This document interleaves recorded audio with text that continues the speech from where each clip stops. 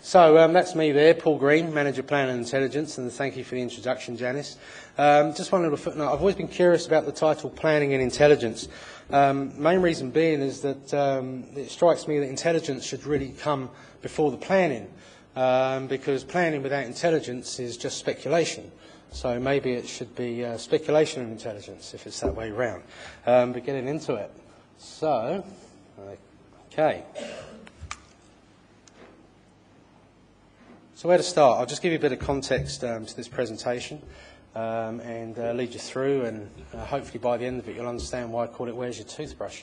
So up there on the screen, photo taken by myself this February, 10th Annual Emergency Management Conference in Wellington, February the 22nd. This photo was taken at about 10 past 10 on that day, and in the photo there, the Honourable John Carter and Clive Manley doing their bit and presenting to the crowd. Now, the delegates in there were a lot of people from Canterbury, a lot of emergency managers, around about 300.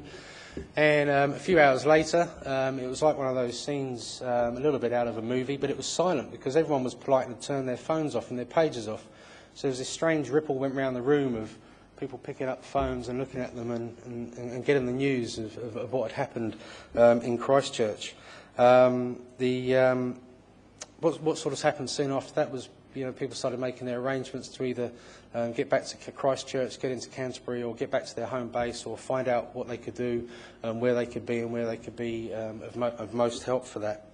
The rest of my day was spent with Clive down at the NCMC till about 11 o'clock in the evening. And obviously as each passing sort of minutes came by, the gravity of what had happened in Christchurch really started to seep in. And I, for one, started thinking about, well, where's this going to go? What's happened? How bad is it? We're seeing the reports on the news. We're hearing the information coming in. It was obvious that it was not a good thing that had happened. And indeed, very quickly, we found out we were facing New Zealand's biggest disaster. Many of these people in the room were involved. Some were at the conference. And a lot of what I may say I'll touch on. People have got their own stories, variations of a theme. I'm not going to dwell on it too much, but I'm really just trying to talk about things about personal responsibility, as in with the conference title, and being prepared, and that responsibility of being prepared yourself. So I went to sleep that evening reflecting on what I'd seen, wondering what my part was going to be, and whatever role I was going to be asked to play.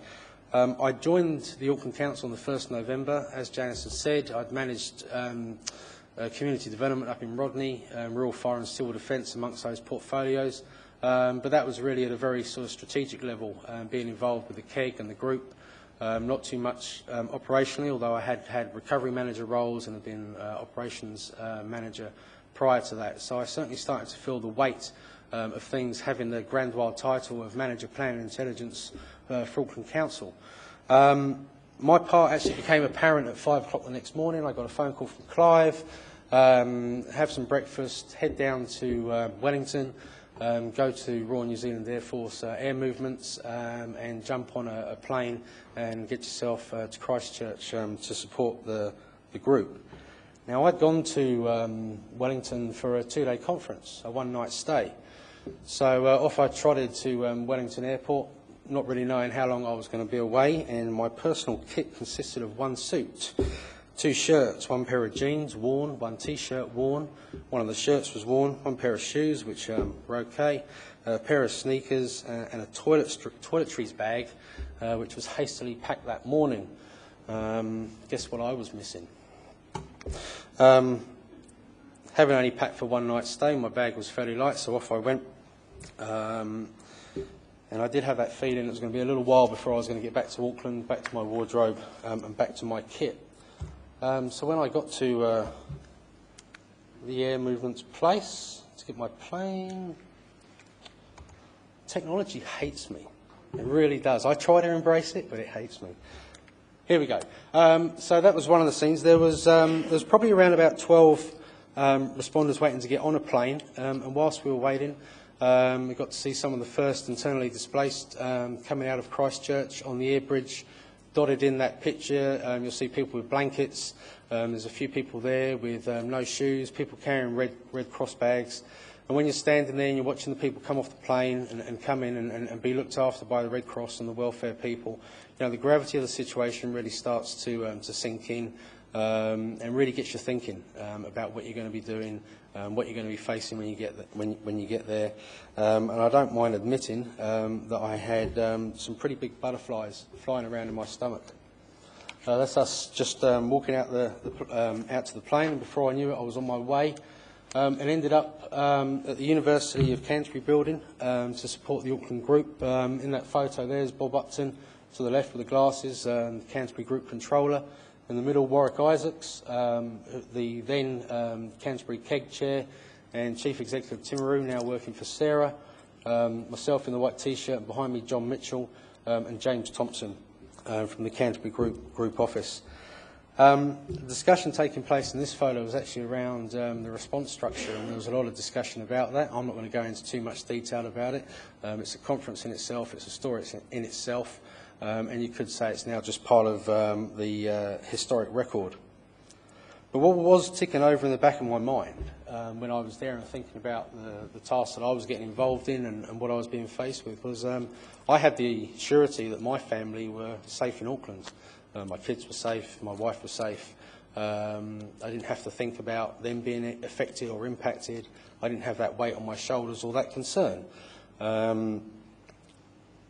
They were ready, you know, to sort of, my wife was ready to say, well, go on, we'll support the family.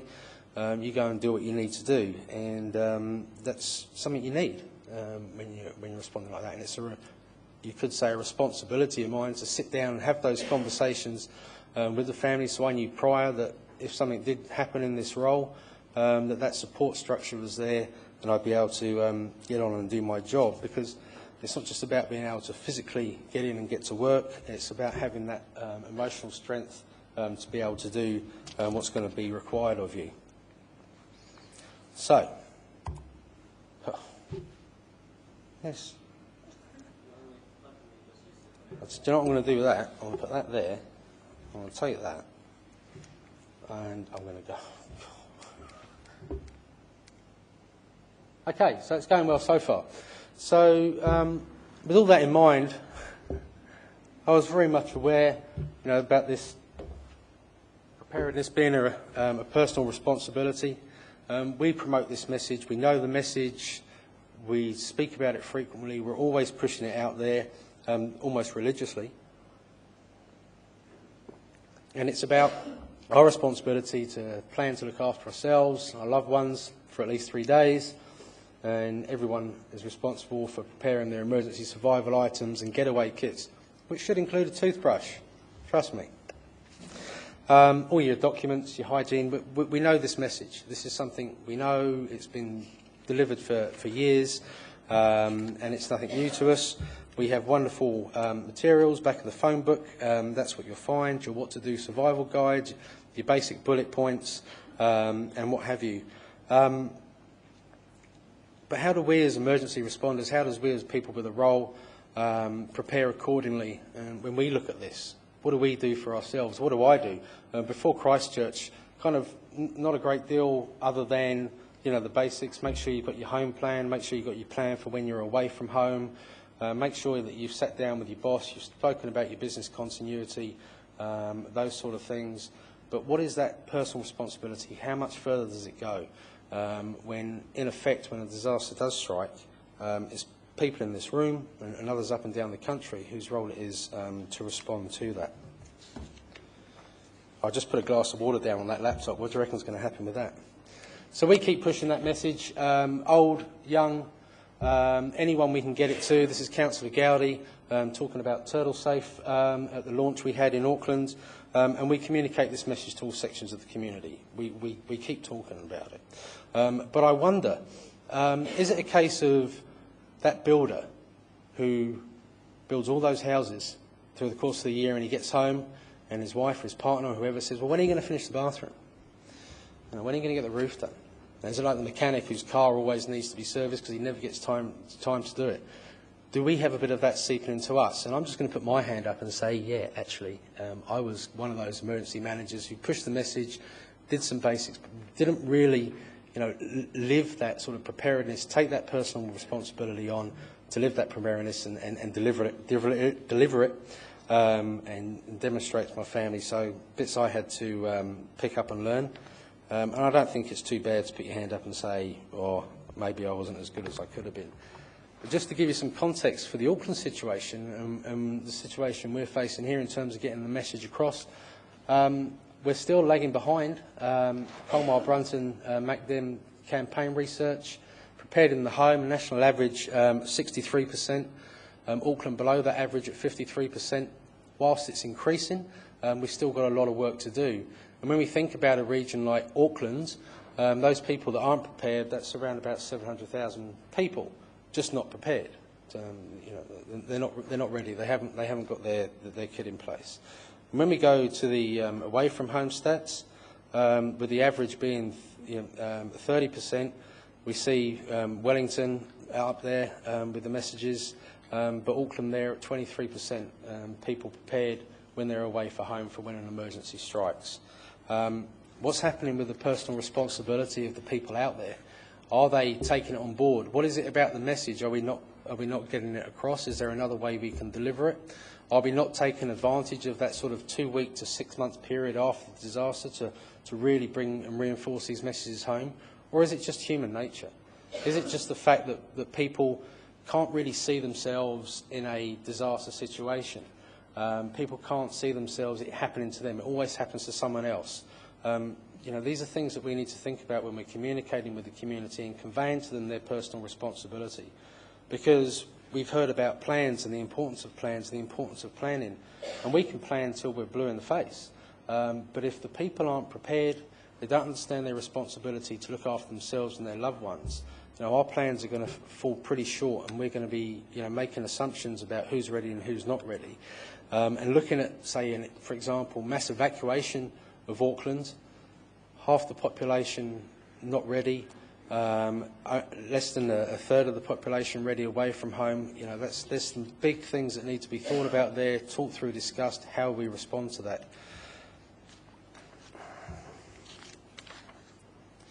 So I just want you to think for a minute on normal day, you wake up, the sort of things that might stop you from getting into work. Could be you're ill, you've had an injury, chopping wood at the weekend and the axe went astray, you've had an accident, your car's broken down, traffic jam, road traffic accident, conositis. I think is it only Auckland that suffers conositis? Those horrible orange cones that keep popping up on the motorway.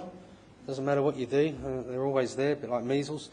Your family member requires care or pet requires care. Not really a big deal. Business as usual day, phone the boss up, phone the PA up, however it works for you.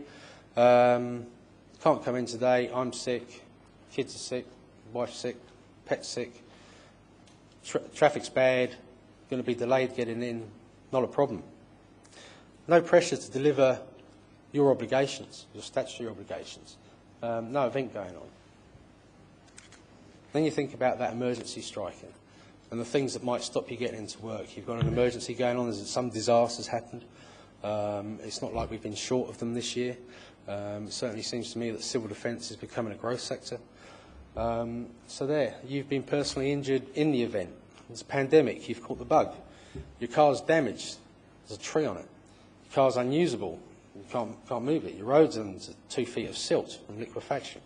The road's damaged, it's impassable, family members being affected, pet has been affected, and you're also dealing with your personal emotional response to that emergency. Yet you've got a role to play in terms of delivering part of the response. You've got that on your mind as well. How do you deal with that? What plans have you put in place to deal with that? What plans have I put in place?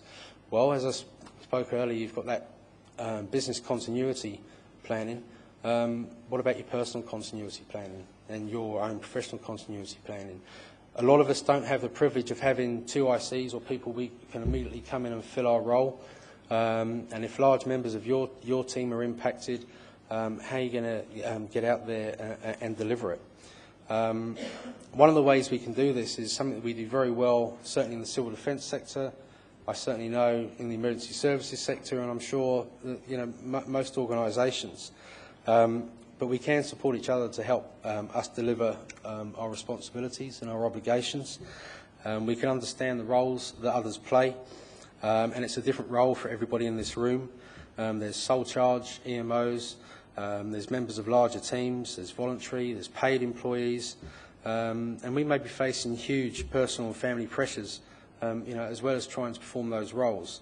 And one of the things that was impressed on me in Christchurch was the number of locals severely impacted by the earthquake that were coming in to the response centre, performing a role, often in the initial stages for 12 hours a day, if not longer, and then going home, which in some people's cases was a tent on the section because the house was unusable, or was the lounge of a friend, going and dealing with that stuff and then coming back in and doing the response. And you could certainly see the stress and the pressure that placed on those people.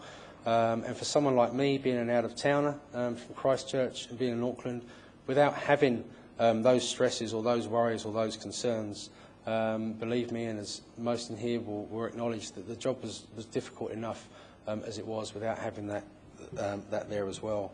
But by supporting each other, we can get through it. And it's not really a big hug fest or a message of sort of loving each other, but it is about asking the question, are you okay? So thinking about what might stop you getting into work, just pause and think about for a minute your organisation's statutory obligation.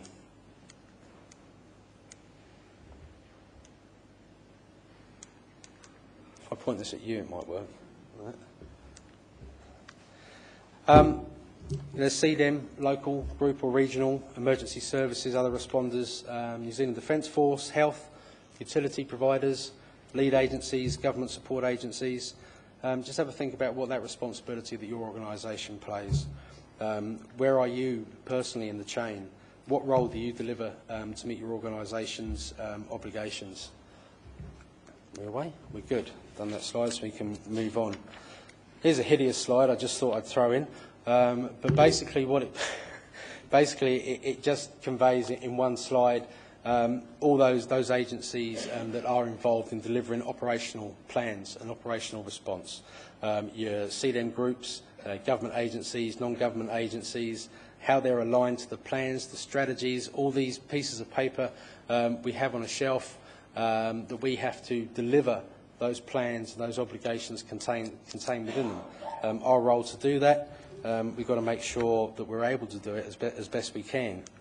So there's your role. Most of you will fit into one of those, whether either coordination, response, strategic planning, operational, that command control jigsaw, where you fit in, where does your piece go into that jigsaw puzzle and complete that whole so that a response can be delivered. What are your leadership responsibilities? What are your technical responsibilities? Are you the technical whiz in your area that can only fix the radios if they go down?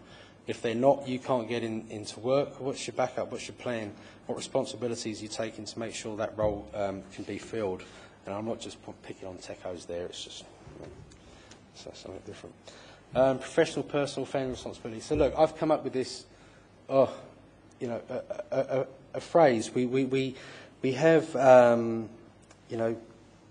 prepare, plan for 3 days. We have your getaway bags.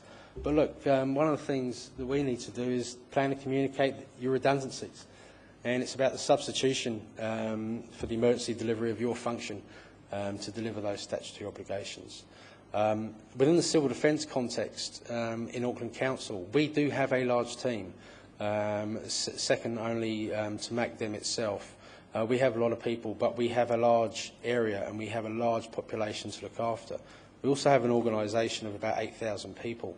So in terms of one of the drivers, from my point of view, leading the plan and intel section, my role is to really go out there and grab those people in the organisation that are keen that understand civil defence, that want to be a part of civil defence, that want to come into that plan and intel section, create those relationships with them, have regular contact with them, make sure they get the training they need, so that I know in Auckland, if for some reason the bridge has gone down and I can't get into work, or the communications, power's not working, I can't get in and do my job, there's a number of redundancies there, there's a number of people that we can at least try and get in to fill, so that you've got that continuity of delivery of your plans and getting that role done. And also there to plan for our families to be prepared without us, so that we can perform our role. I'm sure everyone in this room has the support of their family or their partner when they go and do the job they do if they're responding to an emergency, but it is vital. It's critical, and it's also important that we acknowledge that that goes on. They're kind of like the unspoken responders. In day-to-day, business as usual for emergency services and the civil defence context. You know, they're the people that keep our home fires burning, so that when we have gone and responded and dealt with it and absorbed everything we've seen, we get to go home. We know that things are being taken care of. We know that our children are being looked after, and so on. But we have those responsibilities to have that conversation. And sometimes it's a difficult conversation. And sometimes the conversation doesn't go your way. So in order to have my own sort of surety of things and know when everyone is, not saying that I'm a control freak or anything, but I've got this little spreadsheet. Now, what this tells me, and any given day, you won't be able to read it, I shouldn't imagine from there, but it's just broken down midweek. So there'll be variations to this, and I'll pick it up when I get have the conversation on the Sunday evening. Oh, there's a change to it, but basically this is where my kids are throughout the week, morning and afternoon. Who's going to be picking them up, where they are. So if something does go wrong, one, I know which one I need to go and grab, so we're not sort of duplicating the effort there. And two, it gives me that overview, it gives me that surety. So something goes down at work, something happens in Auckland, I can't contact my wife and speak to her about how to pick it up. I can go to this and I know, right, well, I need to go to Albany because that's where my daughter is, and I know that my wife's up on the coast and she's picking up Billy, who's a little 4-year-old boy, who you'll see in the next slide. Because part of my responsibility is to make sure they understand what to do in a response. So this is the Green Kids doing their earthquake training. Came in handy for that 2.9 quake that we had up here in Auckland. Really rattled us. So that's Lucy up the top there. Billy hasn't quite got a handle on, sort of holding on to something when he's underneath it. He was just thrilled to be allowed underneath the table. And then they are curling up. But this is the catalyst for conversation. This is how this is how I use it to get it into the family. So, they understand what Daddy does and what he's doing. It took Lucy a while to get her head around the fact that I kept going up and down to Christchurch. She wasn't too impressed about it, but she understood it. And what she does now is she talks to all her friends, and she's like the little sort of civil defence warden at school, making sure that people understand what to do. And she actually gets the teacher to practice this thing every now and again. I'm not sure how happy her teacher is about that, but it seems to go down very well. So just talking about your job, talking about what happens, so they understand that if there is something bad going on and you're off to work, it's not about you're missing, you're away from home. It's about them knowing that you're safe, you're working with a lot of other people that are going to look after you. They know they're going to look after you. You know that mum's there or someone's there to look after them. And of course, if the cell phones are working, they can always send a text or get on the phone and have one of those conversations where you're going, what? No, hold the phone to your mouth. No. Those with young kids will know what I mean. Okay, so the presentation just jump around a bit. Technology failed on me doing this. It was an embedded video, so what I've got to try and do now is just show you something. Now, what I'm going to show you isn't widely distributed. This is some video that was taken on June the 13th. I've had to make sure the sound was down because there was a number of expletives. But essentially it's Christchurch from the Red Zone, footage from the Red Zone in Christchurch.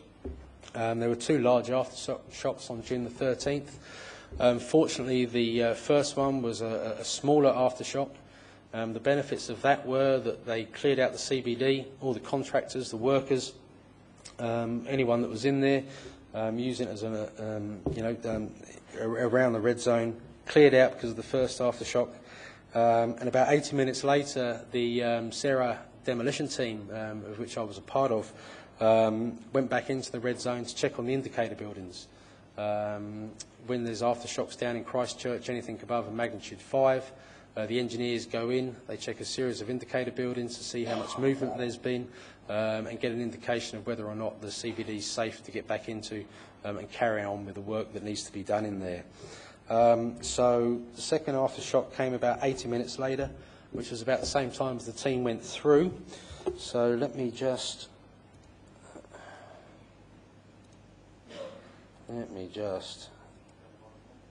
in that here. Beauty, go that. If the sound does come on, I do apologise. Hopefully it won't. There's a number of expletives. So this is Litchfield Street. The aftershocks just come through. It's a friend of mine taking this footage. One of the engineers from a well-known established PMO in Auckland that I'm not allowed to mention, according to him. Just let you have a watch of that.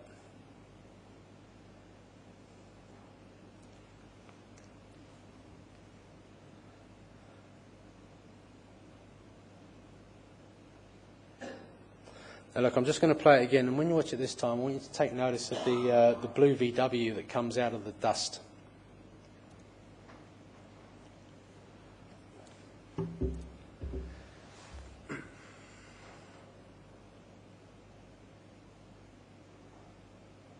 That one there. So these guys are doing their job.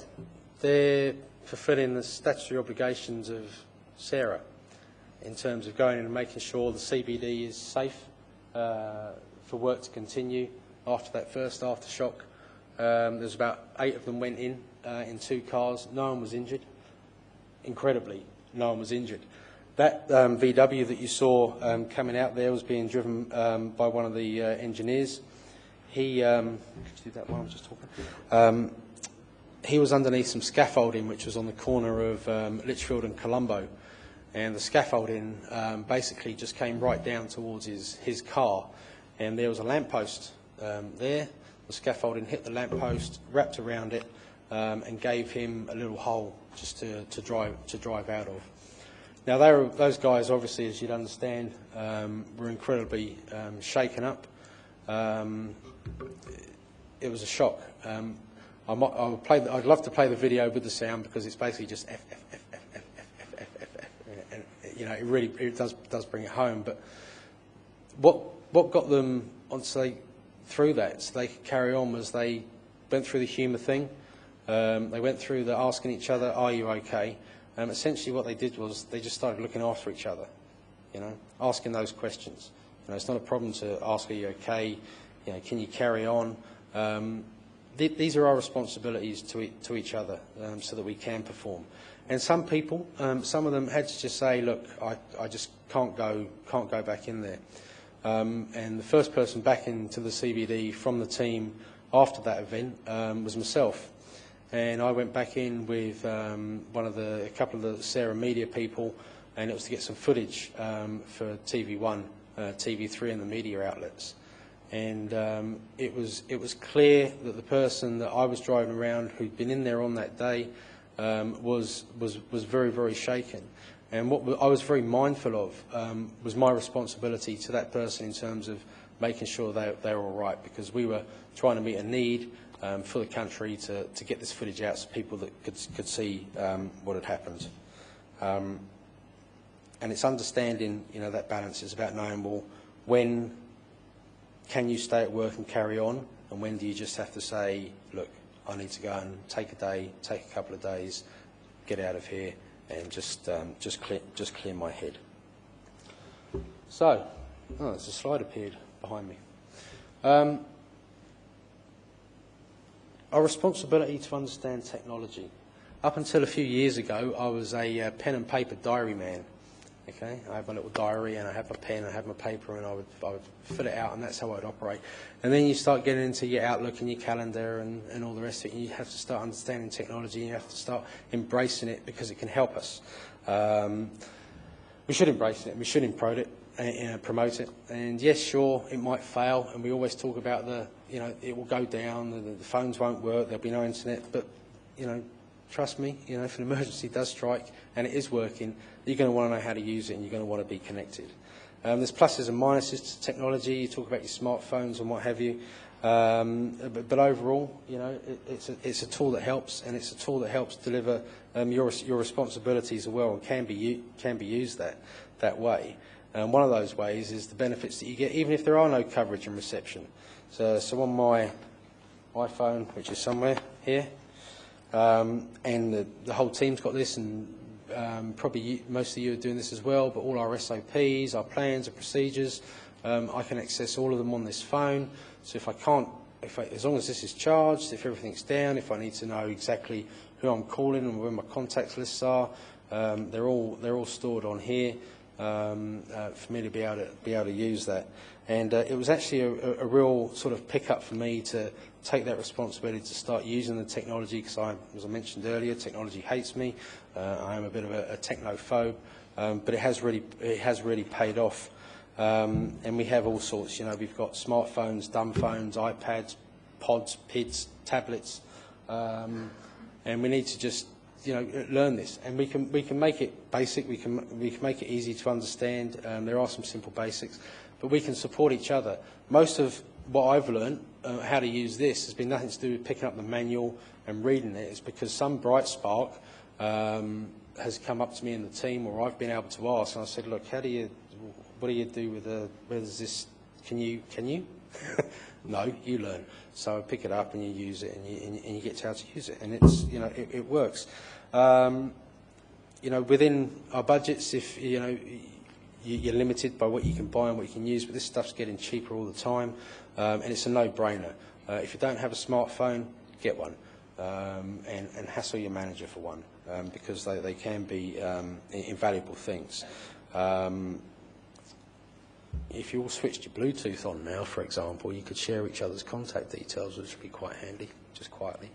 Anyway, so I was thinking about technology. I was thinking about down in Christchurch, my role in the intel field, getting information in, getting information out. How can we make this better? And we were monitoring all the social media feeds and doing all the rest of it. One of the things that I found really useful was having my little radio and my little earpiece and listening to radio live. Okay, was I being responsible in having a little portable radio with me?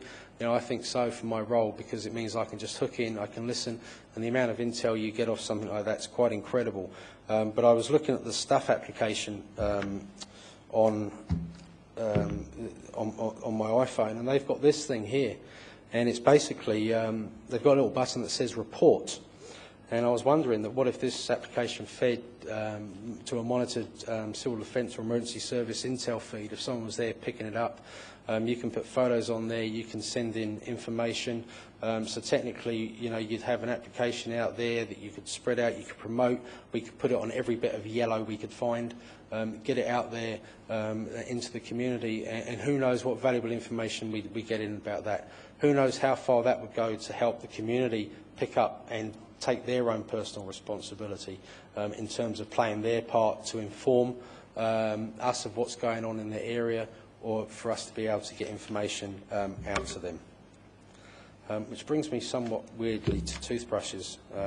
My segues haven't been too great in this presentation, I understand that, and I apologise for it. No, I don't. It was just something that, I wanted to get a few bits in this presentation, but I'm going to talk about toothbrushes just quickly. When I left Wellington, I was quite happy on the way to Christchurch, thinking it was fine. I'd done this horrendous sort of 12-hour shift. Auckland team would come down and join me. They'd done an incredibly long shift as well. Got home, and I just wanted to clean up, have a shower, clean up, brush my teeth, go to bed. Bugger, no toothbrush. So Wasn't a lot I could do about it. I was a little bit embarrassed about it, felt a little bit stupid.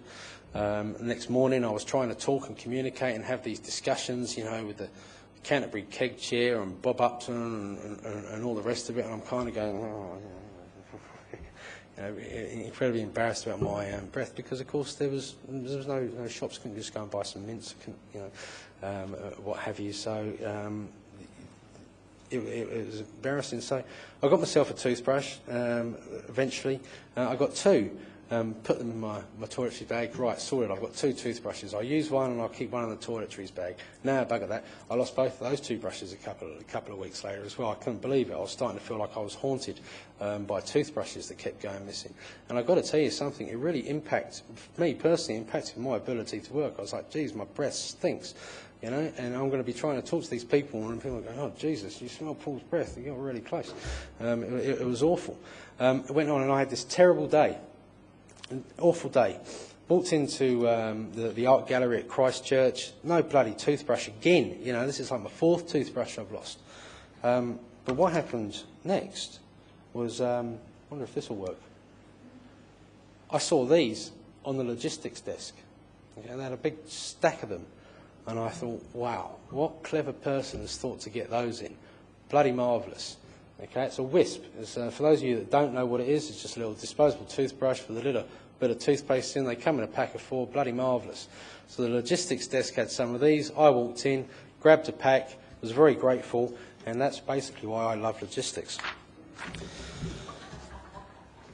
Yeah, toothbrushes. It really did impact me. My message to you is make sure that you've got your toothbrush wherever you go.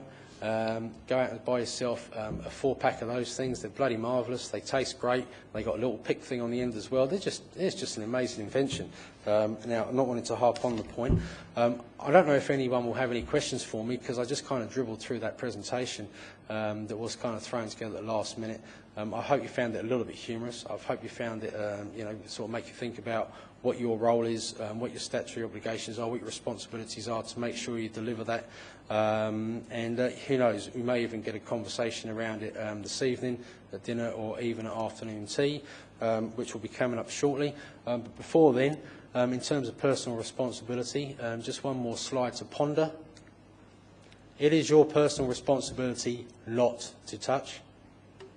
Thank you. Can you read it?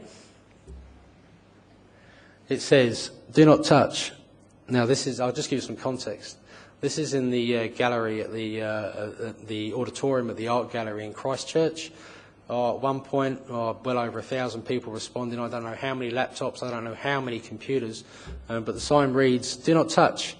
This is the Wi-Fi for the entire of civil defence.